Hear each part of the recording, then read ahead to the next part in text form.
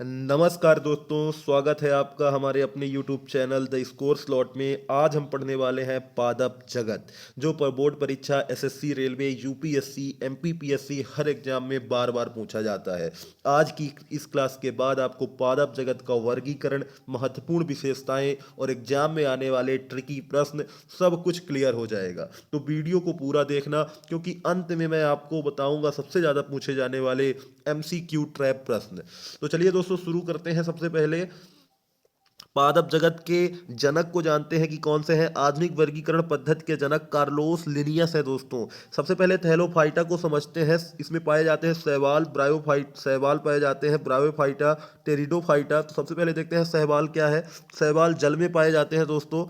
शरीर थैलस अविभाजित होता है। जड़ तना पत्तियां नहीं होती हैं। स्वयं भोजन बनाते हैं क्लोरोफिल की उपस्थिति के कारण। ठीक है दोस्तों, अब चलते हैं ब्रायोफाइटा समझते हैं। ब्रायोफाइटा क्या है। ब्रायोफाइटा पादप जगत का उभयचर है। परीक्षा में कई बार पूछा है कि पादप जगत का उभयचर किसे कहते हैं, तो ब्रायोफाइटा को कहते हैं। राइजोइड नामक संरचना पाई जाती है, उदाहरण मॉस, लिवरवर्ट आदि।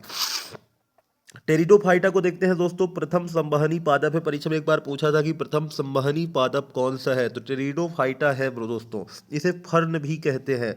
जाइलम व फ्लोएम उपस्थित होता है, बीज नहीं बनते। एक बार परीक्षा में पूछा था कि जाइलम व फ्लोएम उपस्थित कहाँ होते हैं, तो टेरिडोफाइटा में उपस्थित होते हैं दोस्तों।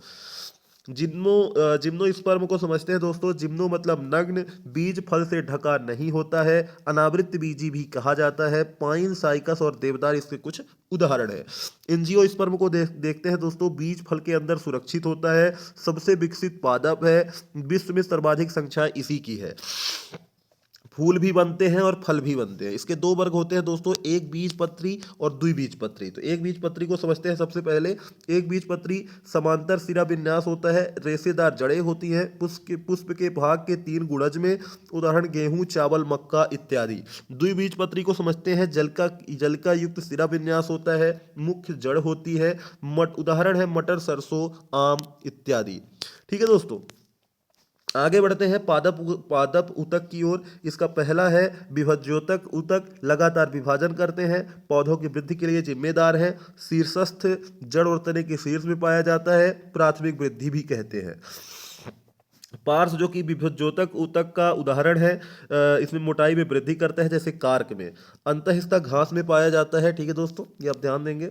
स्थायी ऊतक को समझते हैं। स्थायी ऊतक क्या होता है। स्थायी ऊतक कोशिका विभाजन की क्षमता खो देती है। इसका एक प्रकार है सरल स्थायी ऊतक, एक ही प्रकार की कोशिकाओं से बना होता है। उसके प्रकार है पैरेन्काइमा, कोलेनकाइमा, स्केलेंट काइमा। तो सबसे पहले पैरेन्के काइमा को देखते हैं। तो ये भोजन संग्रह करता है।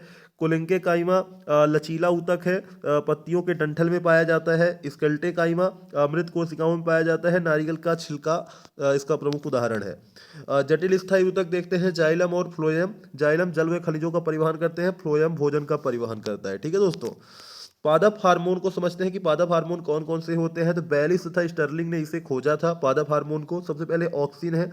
ऑक्सिन की खोज चार्ल्स व फ्रांसिस डार्विन ने की थी। प्रमुख उदाहरण है IAA, इंडोल एसिटिक अम्ल। निर्माण स्थान होता है शीर्ष कलिका में। कार्य होता है कोशिका वृद्धि, फल निर्माण, अपिकल प्रभुत्व।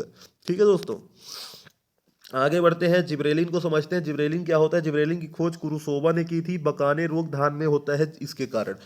कार्य होता है तने की लंबाई व तना और बीज अंकुरण, फूल आने में सहायता, फल का आकार बढ़ाना। ठीक है दोस्तों, साइटोकिनिन को देखते हैं। इसकी खोज मिलर ने की थी। कार्य कोशिका विभाजन होता है, पत्तियों का हरापन बनाए रखना होता है, वृद्धावस्था को रोकना होता है।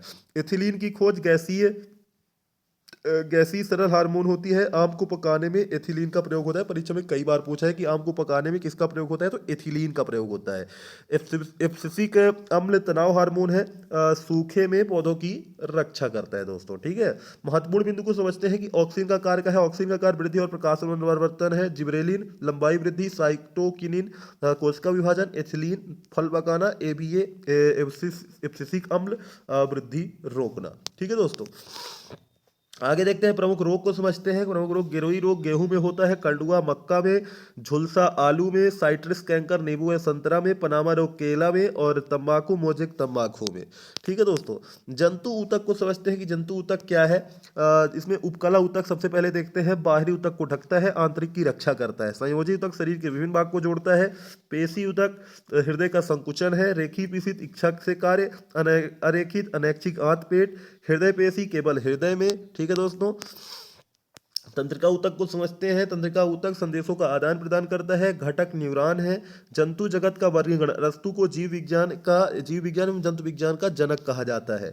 इसके अकशेरुकी, जिनमें मेरुदंड नहीं होती, रीढ़ की हड्डी नहीं पाई जाती, कशेरुकी मेरुदंड उपस्थित होता है। ठीक है दोस्तों। इसके बाद देखते हैं महत्वपूर्ण क्या है।